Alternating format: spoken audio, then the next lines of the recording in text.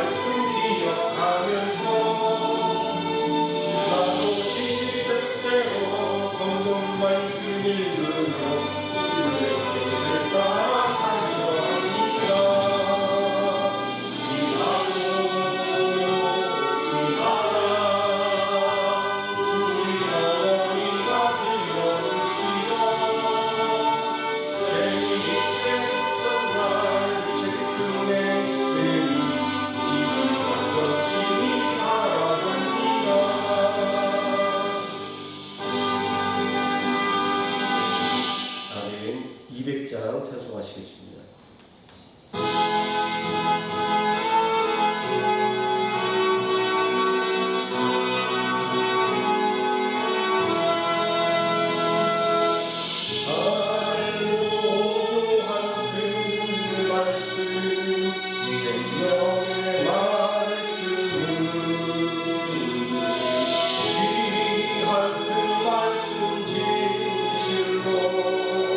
생명의 말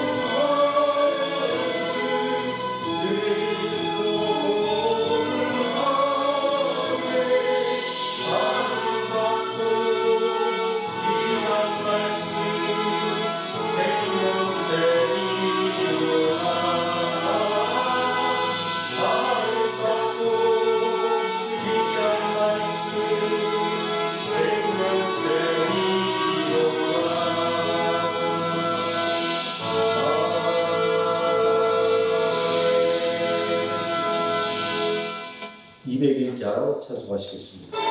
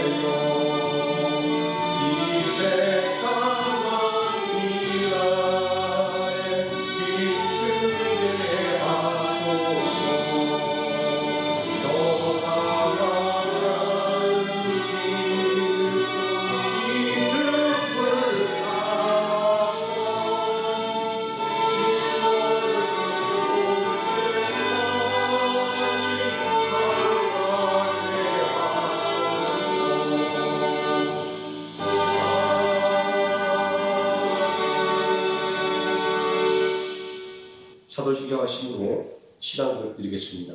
전능하사 천지를 만드신 하나님 아버지를 내가 믿사오며 그 외아들 우주 예수 그리스도를 믿사오니 이는 성령으로 잉태하사 동정녀 마리아에게 나시고 본디오 빌라도에게 고난을 받으사 십자가에 못 박혀 죽으시고 장사한 지 사흘 만에 죽은 자 가운데서 다시 살아나시며 하늘에 오르사 전능하신 하나님 우편에 앉아 계시다가 저리로서 산자와 죽은 자를 심판하러 오시리라. 성령을 믿사오며 거룩한 공예와 성부가 수록하는 것과 죄를 사여 주시는 것과 의무자의 사는 것과 영원히 사는 것을 믿사옵나이다. 아멘. 찬송가 84장 함께 찬송하시겠습니다. 찬송가 84장입니다.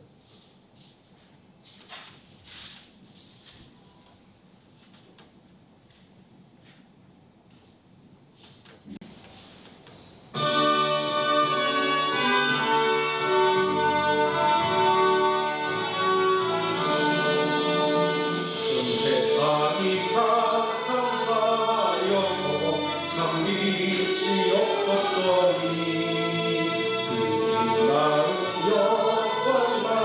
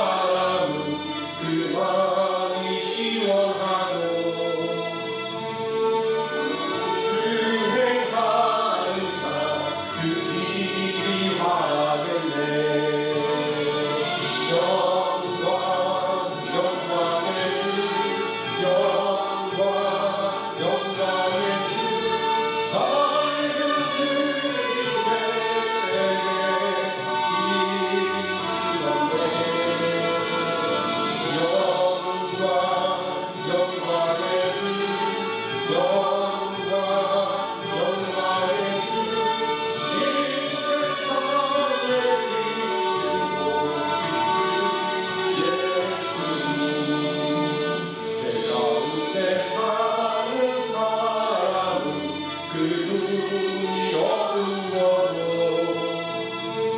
죄악을 씻는 날에는 그 눈이 밝아지네. 영광의 주, 영광의 주,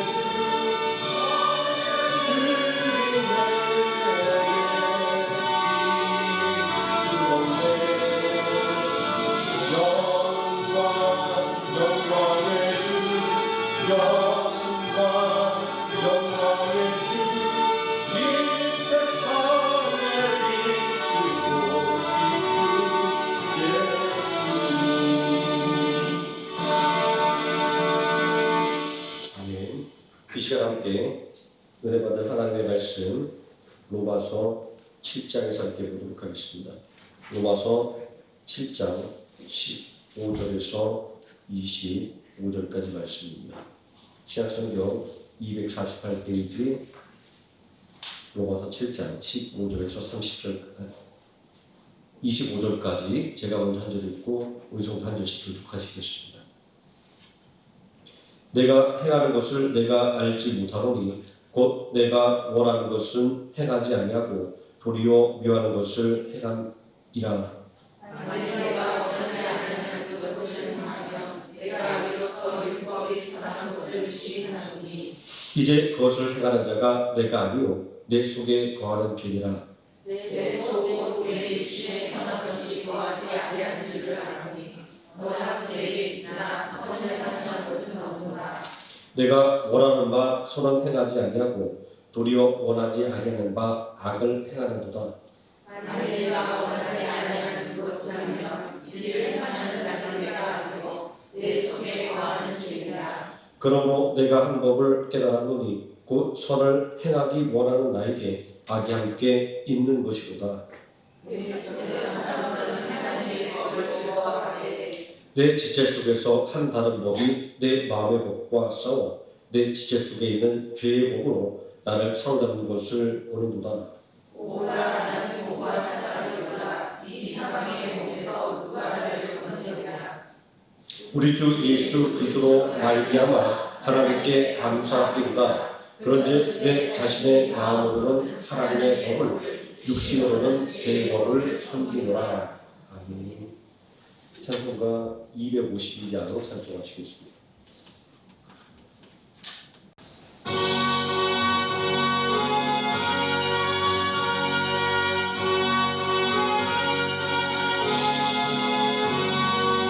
나의 죄를 씻기는 예수의 피밖에 없네. 다시 정죄하기도 예수의 피밖에 없네. 예수의 흘린 피 날 이제 하오니 귀하고 귀하다. 예수의 피밖에 없네. 나를 정죄하기도 예수의 피밖에 없네. 사죄하는 증거로 예수의 피밖에 없네. 예수의 흘린 피 날 이게 하오니 귀하고 귀하다. 예수의 피밖에 없네.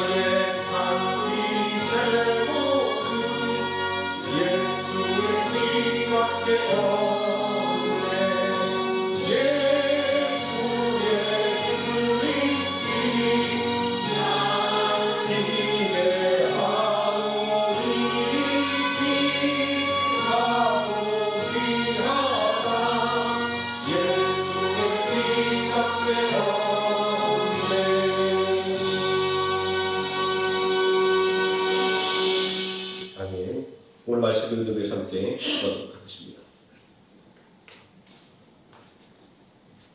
사랑의 아버지 하나님, 언제나 우리와 함께 하시며 우리를 온전히 이끌어 가시고 우리로 믿음 안에 승리하게 만들어 주시는 하나님의 은혜를 또한 이 시간 기억하며 또 하나님 앞에 감사 찬양을 드리고 또 하나님의 말씀을 듣기 위해 이 자리에 함께 모였습니다.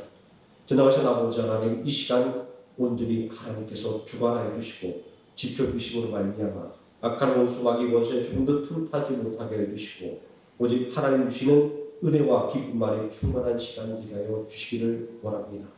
예배를 통하여 말씀을 통하여 찬양을 통하여 하나님 주신 기쁨이 충만하게 해주시고 이 충만한 기쁨을 나의 가정과 이웃에 나눠주며 하나님의 말씀을 받은 새 능력의 힘을 가정과 이웃에게 온전히 나눠주어 하나님의 살아계심을 증거하는 믿음의 성도를 되게 하여 주시기를 원합니다. 예수님의 이름으로 기도드립니다. 아멘. 오늘 함께 공독하는 로마서 말씀, 내가 그리스도와 함께 세 번째 시간으로 말씀의 은혜를 나누고자 합니다. 오라 나는 곤고한 사람이로다 누가 나를 이 사망의 몸에서 건져내랴. 신앙의 요구를 따라서 오늘을 살아가는 현대인에게 와닿는 말씀입니다. 무한경쟁, 약육강식이라고 하는 정글과도 같은 현대 사회 속에서 이리저리 치며 살아가는 그 현실을 토로하는 고백이기도 하기 때문입니다. 그 어느 때보다 풍요로운 시대에 살고 있지만 우리는 오히려 부족하다 아우성을 칩니다. 그 어느 때보다 행복한 시대를 살고 있지만 우리는 오히려 불행하다 이렇게 아우성을 치고 있습니다.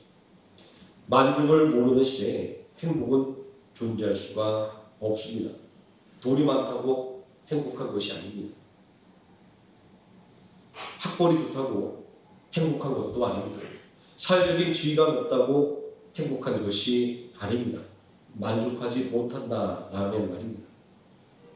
제가 교회 안에서 만났던 수많은 분들이 떠올랐습니다. 그 중에 가장 인상 깊게 남아있는 분 두 분을 제가 생각이 났습니다. 먼저 이분은 제가 딱 한 번 본 분입니다. 그냥 뒷모습만 기억이 나는 분이에요. 제가 들은 이야기로는 돈이 많아서 백화점에서 쇼핑하는 것을 일처럼 여기면서 하는 분이었다라고 합니다. 그냥 웬만한 사람이 한 달, 아니 1년씩 연봉 정도를 백화점에서 한 달에 그렇게 쓰면서 살았다라는 이야기를 들었습니다. 그런데 아무리 돈을 써도 만족함이 없었다고 합니다. 그래서 아는 분의 손을 잡고 교회에 처음 나온 겁니다. 예배가 시작하는 순간부터 눈물을 흘리기 시작한 이분은 예배가 끝날 때까지 눈물을 흘리다 돌아갔습니다. 예배를 통해 받은 은혜를 통해서 이분은 가까운 집에서 가까운 곳에서 신앙생활을 하기 시작했다고 합니다. 또 다른 한 분은 청년입니다. 어느 날 벌써 교회에 찾아온 청년은 뜬금없이 봉사를 하고 싶다라고 이야기했습니다. 얼마 후에 듣게 된 이야기였지만 이 청년은 죽고 싶지 않아서 교회에 나왔다라는 것이었습니다. 알 수 없는 이유로 시름시름 앓고 있던 이 청년은 문득 교회 가고 싶어서 자기 집 앞에서 보이는 교회 십자가를 보고 교회를 찾아왔던 것입니다. 불신자의 부모는 병원을 다 돌아다녀도 병의 원인을 알 수 없어서 청년을 데리고 용화당으로 무당을 찾아갔다고 합니다. 그런데 그 무당이 한 말이 얘는 예수 믿어에게 교회로 데리고 가라고 말해서 아들이 원하는 대로 교회를 보내주고 당신들도 따라서 교회에 나왔다라는 이야기였습니다. 세상의 허망을 떨쳐버리고 세상이 줄 수 없는 평안과 소망을 찾아서 교회로 나온 이들의 이야기는 교회만이 소망이며 또 믿음만이 살 길이라는 말을 떠올리게 합니다. 하지만 이들은 단지 새로운 삶의 첫 발걸음을 디뎠을 뿐입니다. 교회에 나온다고 믿음을 가졌다고 모든 문제가 다 해결되고 근심 걱정이 사라진 것이 아니기 때문입니다. 오늘 우리가 함께 읽은 본문의 말씀은 예수 그리스도를 믿고 중생한 성도가 갖게 되는 신앙생활의 갈등에 대한 이야기를 하고 있기 때문입니다. 예수 그리스도를 믿는다는 것은 이전에 삶의 기준과 삶의 목표를 내려놓고 새로운 삶의 기준과 목표를 갖는다는 것을 의미합니다. 이런 의미에서 성도는 거듭난 사람, 중생한 사람인 것입니다. 거룩함을 따라 걷는 물이라고 하는 의미의 성도는 그 이름대로 하나님의 거룩함을 닮아가는 것을 목표로 하는 사람들입니다. 하나님도 당신의 백성들을 향해서 내가 거룩하니 너희도 거룩하라 이렇게 말씀하셨습니다. 하지만 거룩함을 추구하는 삶은 결코 쉬운 것이 아닙니다. 겉으로만 거룩한 척하는 것이 아니라 뼛속까지 거룩해져야 하는 것이기 때문입니다. 자기를 의롭다고 믿고 다른 사람을 멸시하는 자들에게 라고 하는 경고는 오늘날 우리 현대인들의 상태를 지적하고 개선을 요구하는 가장 적절한 조언 중에 하나일 것입니다. 오늘 인터넷이라고 하는 가상구간을 살펴보면 익명성에 기대어 자기의 의로움으로 남을 판단하고 정죄하는 사람들이 넘쳐납니다. 우리가 이 가상구간에서 소위 악플이라고 하는 악성 댓글들이 사람을 절망에 빠뜨리고 또 죽음에까지 이르게 하는 것을 수없이 목격해 왔습니다. 오죽하면 사람들을 위로하고 소망을 주는 좋은 댓글을 달자는 선풀 운동까지 생기고 선풀 운동부까지 만들어졌을까요? 학생들에게는 좋은 댓글을 달고 캡처해서 인증을 하면 공사 점수로 인정해 주기까지도 합니다. 이 단체에 대한 사람들의 관심은 사라졌지만 제가 아침에 잠깐 인터넷을 확인해 보니까 아직도 홈페이지가 있고 아주 왕성하게 활동하고 있는 것을 볼 수가 있었습니다. 자기를 의롭다고 믿고 다른 사람들을 멸시하는 자들에게 라고 하는 말씀은 무자비한 현대의 세태를 향한 경고말은 아니었습니다. 오히려 경건한 삶을 살고 있다고 자부하던 바리새인들을 향한 예수님의 경고의 말씀이었습니다.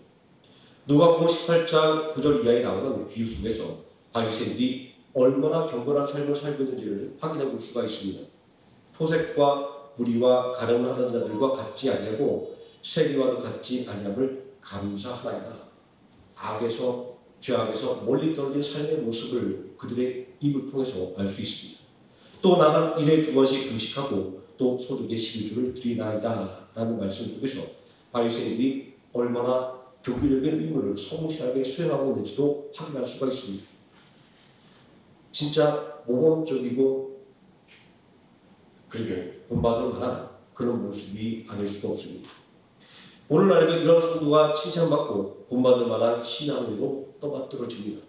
그런데 아주 이상한 일이 있습니다. 왜 예수님께서는 이들을 책망하고 있는지 그 이유에 대해서 말입니다. 오늘 말씀 가운데 스스로를 권고한 사람, 사망의 몸에 빠진 사람이라고 고백하는 사람은 전도자 바울이었습니다. 이 사람은 위대한 전도자라 불리기에 손색이 없는 사람이었습니다. 또 위대한 신학자라고 불리기도 합니다. 또 위대한 신앙인이라고 말해주기도 합니다. 그럼에도 불구하고 그가 자신을 권고한 사람, 사망의 몸에서 헤어나지 못하는 사람이라고 말을 하고 있습니다. 왜 그랬을까요? 위대한 전도자를 불린 사도 바울은 원래는 신실한 바리새인이었습니다. 율법에 정통했고 유대교에 대한 열심히 남다른 사람이었습니다. 이러한 그의 신앙은 공회로부터 인정받은 것이었습니다. 그런데 바울이 했던 일은 무엇일까요? 바울이 한 일은 교회와 성도를 핍박하는 것이었습니다.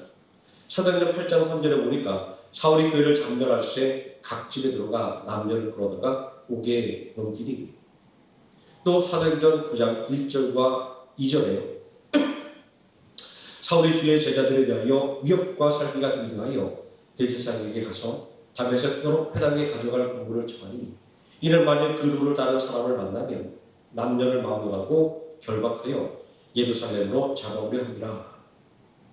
이것이 바울이 신앙을 빙자하여 한 일이었습니다.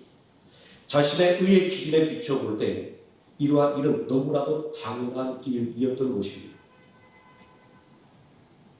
사도행전 8장 1절을 보면 바울은 스데반이 예수 그리스도를 증거하다가 돌에 맞아 죽은 것을 당연하게 생각했다. 이렇게 기록되어 있습니다. 사울은 그가 죽임을 마땅히 여기더라 라고 말합니다. 바울이 이런 생각을 한 것은 바리새인적인 의의 기준에서는 너무나도 당연한 것이었습니다. 이러한 바울의 모습은 오늘날 익명성에 기대어서 남을 비방하고 또 비판을 빙자하여 남을 정죄하고 판단하는 사람들의 모습이기도 합니다. 그런데 율법의 근본 정신은 정죄하고 판단하는 데 있지 않습니다. 마치 비판이라고 하는 이 말이 비난과 비방을 하는 것이 아니라 잘못된 원인을 밝혀내고 바로잡기 위한 것인 것처럼 말입니다. 율법의 근본 정신은 마음을 다하며 목숨을 다하며 힘을 다하며 뜻을 다하며 주 하나님을 사랑하고 또 이웃을 나 자신같이 사랑하는 것에 있기 때문입니다. 신명기 6장 5절 말씀은 너는 마음을 다하고 뜻을 다하여 내 하나님 여호와를 사랑하라 말씀하고 있습니다. 또 레위기 19장 18절 말씀은 원수를 갚지 말며 동포를 원망하지 말며 내 이웃 사랑하기를 내 자신과 같이 사랑하라 나는 여호와니라 라고 말씀하고 있습니다. 이러한 율법의 정신에 비춰볼 때 정죄와 판단으로 대변되는 있는 바리새인들의 행동은 비난받아 마땅한 것입니다. 하나님의 말씀대로 산다고 자부하는 이들의 주장이 그 기초에서부터 하나님의 말씀에 밀린 것이었기 때문입니다.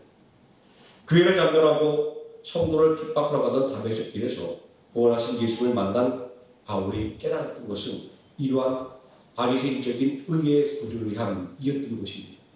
전에는 죄가 아니라고 생각했던 것들이 죄임을 깨닫게 될 때 누구라도 회개할 수밖에 없는 것입니다.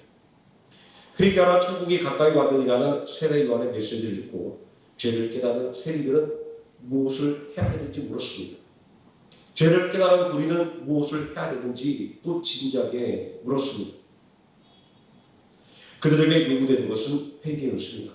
이 회개는 잘못된 것을 반성하는 데 그치는 것이 아니라 잘못된 것을 고치는 것이었습니다. 베드로의 설교를 듣고 예수님을 십자가에 못 박아 죽인 죄를 깨달은 이들이 무엇을 해야 할지를 모를 때 그들에게 요구된 것은 회개였습니다. 이 회개는 잘못을 반성하고 십자가에 못 박아 죽인 예수를 구주로 믿는 것이었습니다. 로마서 10장 1절 말씀을 보면 누구든지 주의 이름을 부른 자는 구원을 받으리라 이렇게 증거하고 있습니다. 하지만 이 구원은 끝이 아니라 시작일 뿐입니다. 예수 그리스도를 믿음으로 구원을 받았다고 하는 것은 이제 거룩한 하나님의 백성이 되었다고 하는 것이며 하나님의 사랑받는 자녀가 되었다는 것이기 때문입니다. 자, 이제는 하나님의 백성이라고 하는 하나님의 자녀라고 하는 새로운 의무와 책임이 성도에게 부여된 것입니다. 모든 직책에는 그에 걸맞는 의무와 책임이 주어지기 마련입니다. 여기서 성도들에게 새로운 갈등이 생겨나기 시작하는 것입니다. 예수님을 구주로 믿는 것은 새로운 삶을 살기 위한 결단이며 또 새로운 삶의 발을 디딘 것이기 때문에 거듭난 삶이다, 중생이다 이렇게 말하는 것입니다. 여기서 거듭났다고 하는 것은 새로운 판단 기준과 새로운 목표를 갖게 되었다는 것을 의미합니다. 그래서 이 거듭난 중생이라고 하는 것은 회개로부터 출발합니다. 여기서 말하는 회개는 내 마음대로 살던 삶을 버리고 하나님의 독생자 예수 그리스도 성자 하나님인 예수 그리스도를 믿고 따르겠다는 삶의 결단을 의미합니다. 이제 여기서부터 문제가 발생합니다. 왜냐하면 전에는 죄인지도 몰랐던 일일이 죄임을 깨닫게 됐기 때문입니다. 내가 거룩하게 여기고 거룩하라는 하나님의 명령을 따라 거룩한 삶을 살려고 생각하지만 생각대로 되지 않기 때문입니다. 이런 상황을 일반적으로 이야기한다고 한다면 내가 추구하는 것과 그리고 내 생활이 심각한 부조화를 이루는 것, 그 상황을 예로 들 수 있습니다. 자, 이러한 우리의 이상과 현실의 차이가 크면 클수록 사람들은 죄책감을 느끼기 시작합니다. 그리고 반복적인 좌절감들은 사람을 병들게 만듭니다. 자, 이런 문제를 해결하지 못하면 정신분열 그리고 귀신 들림의 현상들이 아주 폭발적으로 늘어날 수밖에 없습니다. 오늘날 정신적인 문제를 가진 사람들이 늘어나는 것이 바로 그 증거입니다. 복음서와 사도행전을 보면 무독히 귀신 들린 자들의 이야기가 많이 기록되어 있습니다. 이 시대는 종교와 사상이 혼합되었고 로마 제국의 압제 속에서 또 쾌락주의와 퇴폐적인 문화가 만연된 시기였습니다. 유대인들을 생각해보면 그들은 우상 숭배로 인해 혹독한 대가를 치른 기억이 있었습니다. 70년간의 자별론의 포로 시대입니다. 이때의 회개가 얼마나 철저했는지 이후의 역사에서 유대인들이 우상을 만드는 흔적을 되돌아 찾아볼 수가 없다라고 합니다. 이렇게 철저하게 율법을 지키며 살려가는 이들에게 우상 숭배가 강요되었고 그리고 헬레니즘의 퇴폐적인 문화가 강요되었으니 얼마나 큰 갈등이 일어났겠습니까? 우리가 신앙생활을 하다가 옛날 친구들 만나서 세상 속이 노는 모습을 보게 되면 우리는 알 수 없는 이질감들을 느끼게 되지 않습니까? 그것이 잘못되고 잘못되지 않았다는 가치 판단을 떠나서 내가 생활하는 방식, 내가 추구하는 방식과 전혀 다른 그런 모습을 보면서 우리는 큰 갈등을 또 느끼게 되는 것을 경험합니다. 이런 혼란한 상황들이 귀신들이 역사하게 만들었던 것입니다. 오늘날 온갖 문화와 사고가 혼합되어 갈피를 잡지 못하는 현실 속에서 실제로 똑똑한 청년들이 주변의 과도한 기대를 감당하지 못하고 정신 불면증을 앓는 경우들을 자주 볼 수가 있습니다. 또 실패를 견디지 못하고 자신들을 방쳐버린 사람들을 우리는 거리에서 수없이 만나볼 수가 있습니다. 이들의 안타까운 모습 속에서 육체를 위하여 심는 자는 육체로부터 썩어질 것을 거두고 성령을 위하여 심는 자는 성령으로부터 영원히 썩지 아니하는 영생을 거둔다라고 하는 갈라디아서 6장 7절에서 8절 말씀이 생각이 납니다. 하지만 예수 그리스도를 구주로 믿고 중생한 성도에게 아무런 고민이 없는 것이 아닙니다. 성도랄지라도 갈등을 안고 살아갑니다. 하나님을 닮은 거룩한 삶을 살아야 하는데 내 삶은 여전히 이전의 삶에서 벗어나지 못하는 것입니다. 생각과 행동이 다른 것입니다. 우리는 신앙생활의 목표가 구원과 성화에 있다는 것을 잘 알고 있습니다. 또 동시에 우리가 추구하는 것은 하나님께서 당신의 백성들에게 주시는 은혜와 복입니다. 성도들의 생각에, 아니 우리들의 생각에는 믿음은 성실한 보상을 받는다라는 것입니다. 실제로 신실한 신앙의 가족들이 하나님께서 주신 은혜 속에서 살아가는 것을 목격합니다. 또 여기에서 문제가 발생합니다.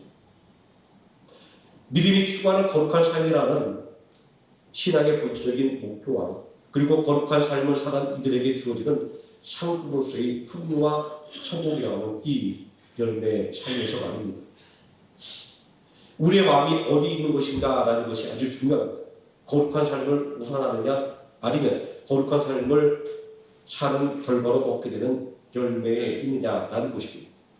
사실 우리의 갈등이 여기에 있지 않습니까? 내가 거룩한 삶을 살려고 노력하는데 내가 믿음을 살려고 노력하는데 그에 대한 보상이 합당치 않다고 생각하는 것, 또 여전히 하나님을 믿고 따른다고 하면서도 여전히 세상적인 목표를 신앙의 목표보다 우선시하는 데서 오는 이런 갈등들 말입니다. 우리는 이러한 지점에서 로마서에 대한 생각을 좀 바꿔볼 필요가 있다는 생각을 했습니다. 로마서는 가장 어려운 성경 중에 하나로 여겨집니다. 저 개인적으로는 로마서 말씀을 가지고 설교를 준비하는 것이 가장 어렵기도 합니다. 그런데 이런 생각이 들었습니다. 로마서의 본질을 한번 생각해 보면 이 로마서는 로마 교회에 보내는 편지였습니다. 다시 말한다고 한다면 편지이기 때문에 편지를 읽는 사람이 읽고 느껴지는 대로 이해하게 되는 말씀이라고 하는 것입니다. 만약 로마서가 지금 우리가 생각하는 것처럼 아주 어려운 신학적인 편지였다고 한다면 로마서는 널리 읽혀지지도 않았을 것이고 또 오랫동안 읽혀지지도 못했을 것입니다. 이런 것들을 생각해 볼 때 본문에서 다루고 있는 죄를 저는 이렇게 한번 생각해 봅니다. 범죄적이거나 도덕적인 죄가 아닌 것으로 말입니다. 철저하게 믿음의 우선순위에 대한 것으로 저는 한번 이해해 보았습니다. 바로 이러한 죄의 특성이 중상한 성도에게 있어서 죄의 문제에 대해서 갈등하게 만드는 것입니다. 그리고 이러한 죄의 구조를 파악하지 못한다고 한다면 어느 누구도 죄의 문제에서 자유로울 수는 없습니다. 율법이 주어진 것은 하나님의 백성들이 하나님의 백성답게 살기 위해서 주어졌습니다. 율법의 핵심적인 요지는 하나님께서 어떤 분이신지 그리고 어떻게 하나님을 섬겨야 하는지에 대한 것이기 때문입니다. 그래서 율법에 비춰보면 나의 잘못이 드러나고 그리고 죄가 홍보될 수밖에 없는 것입니다. 이런 의미에서 율법은 하나님의 법이고 동시에 성도들의 생활의 규범이 되는 것입니다. 율법이 있어서 잘못을 깨닫고 고칠 수 있으며 올바른 신앙의 길로 갈 수 있는 것입니다. 율법 때문에 죄를 깨달을 수 있게 되는 것, 이런 면에서 본문 16절에서 말씀하고 있는 것처럼 율법은 아주 선한 것이 되는 것입니다. 죄를 깨닫게 만드는, 그래서 올바른 길로 가게 만드는 율법임에도 불구하고 율법이 우리에게 아주 부정적인 의미를 갖게 되는 것은 이 율법을 나 자신을 비춰보고 나 자신을 바로잡는 거울이 아니라 남을 정죄하고 판단하는 수단으로 사용되기 때문입니다. 예수님께서 비우던 바리새인들의 기도에서 바리새인은 율법의 기준으로 남을 판단하고 정죄하고 있습니다. 이런 의미에서 내 속에서 나를 이끄는, 나를 죄로 이끄는 죄의 법이 되는 것입니다.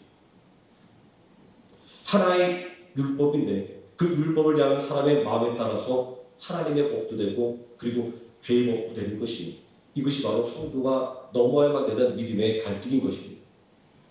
우리 가슴에 손을 얹고 한번 생각해 보면 율법의 정죄에서 자유로운 사람은 아무도 없습니다. 조교육과 루터는 율법의 정죄를 두려하며 살았습니다. 이것은 폭우가 쏟아지던 날 함께 걸어가던 친구가 병을 맞고 사망한 사건에 기초하고 있습니다. 죽음에 대한 공포, 더 정확하게 말하자고 한다면 나 자신의 죄로 인해서 심판을 받아 죽게 될 것이라고 하는 공포가 루터를 장악했던 것입니다.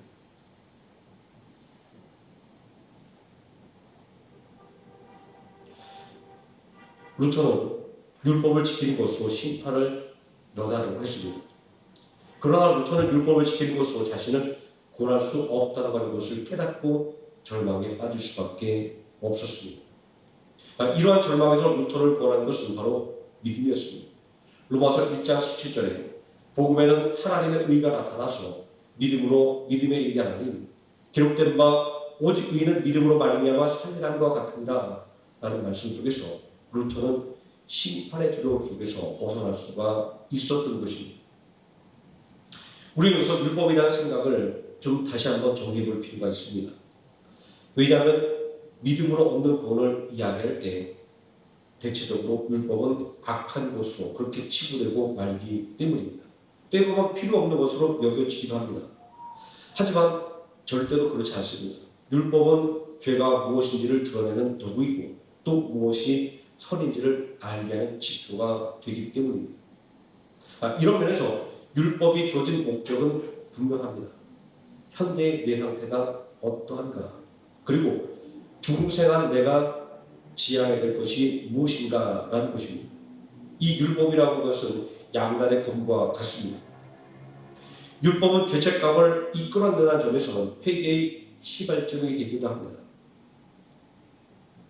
또 바리새인들처럼 남을 정죄하고 판단하는 도구도 되기 때문입니다. 이러한 율법의 특성은 성도가 겪는 갈등이 당연한 것임을 증명하는 것입니다. 성도는 그 마음속에 예수 그리스도를 믿음으로 새롭게 된 속사람과 그리고 여전히 옛 습성을 버리지 못하는 옛사람이 주도권 다툼을 하고 있기 때문입니다. 다시 말해서 하나님의 법을 따라가는 거룩한 삶을 추구하는 마음과 죄의 법을 섬기는 인간적인 욕망을 추구하는 생각이 충돌하고 있다는 것입니다.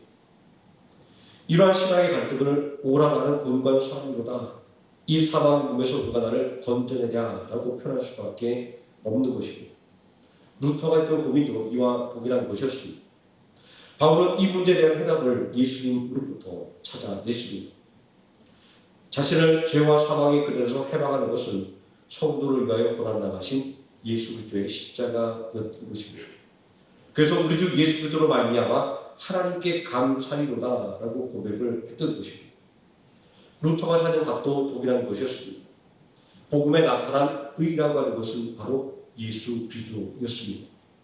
죄의 문제로 고민하던 그는 온갖 고의 끝에 자신의 의로는 죄의 문제를 해결할 수 없다는 것을 깨닫고 좌절할 수밖에 없었습니다. 그러나 예수 그리스도를 믿음으로 얻게 되는 의를 깨닫게 될 때 그는 심판으로부터 그 심판의 두려움에서 벗어날 수가 있었던 것입니다. 자, 예수 그리스도께서 우리의 소망이 되시는 것은 나를 죄와 사망에서 구원하기 위해서 십자가에서 죽으셨기 때문입니다. 또 나를 의롭다고 칭하기 위해서 사망의 권세를 이기시고 무덤에서 사흘 만에 부활하셨기 때문입니다. 또 지금도 나를 위해 하나님 보좌 우편에서 중보하고 계시기 때문입니다. 그리고 나를 위해서 다시 오신다고 약속하셨기 때문입니다. 이렇게 죄로 인하여 죽을 수밖에 없는 죄인들에게 새로운 비전과 소망을 주는 예수님은 우리의 진정한 구세주일 수밖에 없는 것입니다. 이제 내 힘이 아니라 나를 위하여 죽으시고 나를 위하여 권하신 예수께의 보혈의 능력을 의지하여 믿음의 선한 싸움을 싸워나가시고 또 믿음의 싸움을 이겨 승리하는 하루의 생명학교의 성도님 되시기를 예수님의 이름으로 축원드립니다. 기도하시겠습니다. 전능하신 아버지 하나님, 예수 그리스도와 함께 하겠다고 이야기하지만 우리 마음속에는 자꾸만 예수님이 아니라 내 생각이 더욱더 앞서 나가는 것들을 경험합니다. 하나님의 뜻보다는 나의 욕심이 더 앞서 나가는 것들을 경험하게 됩니다. 아버지 하나님, 그러나 내 뜻대로 내 욕심대로 우리가 참된 평안과 위로를 얻을 수 없으며 참된 구원을 얻을 수 없다는 사실을 오늘 말씀을 통해 다시 한번 깨닫게 됩니다. 외락한 나를 의지하는 것이 아니라 나를 위하여 죽으신 예수의 십자가를 바라보며 나를 위하여 흘리신 그 보혈의 능력을 의지하여 우리가 주님과 함께 걸어가기를 원하며 주님과 함께 하나님의 뜻을 행하기를 원합니다. 아버지 하나님, 우리의 심령 가운데 성령으로 충만하게 하사 우리로 예수 그리스도와 함께 온전히 이 세상을 이기는 능력 있는 하나님의 자녀로 우뚝 서게 하여 주시기를 원합니다. 예수님의 이름으로 기도드립니다. 아멘. 찬송가 263장 찬송하시겠습니다.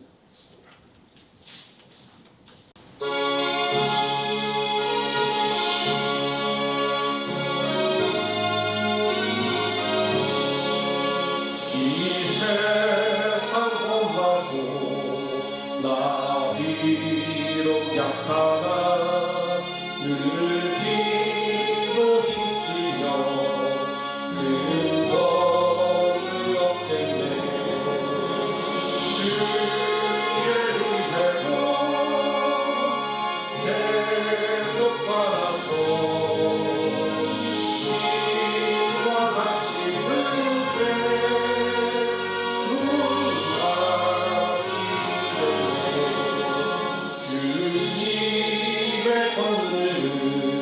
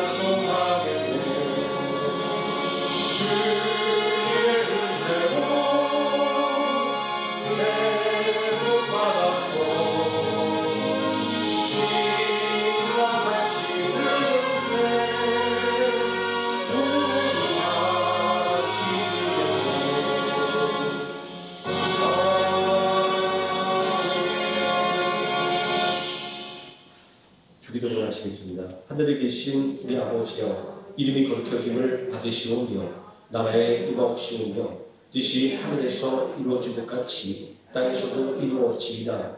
오늘날 우리에게 일용할 양식을 주옵시고 우리가 우리에게 죄진 자를 사하여 준 것 같이 우리 죄를 사하여 주옵시고 우리를 시험에 들게 하지 마옵시고 다만 악에서 구하옵소서. 대개 나라와 권세와 영광이 아버지께 영원히 있사옵나이다. 아멘.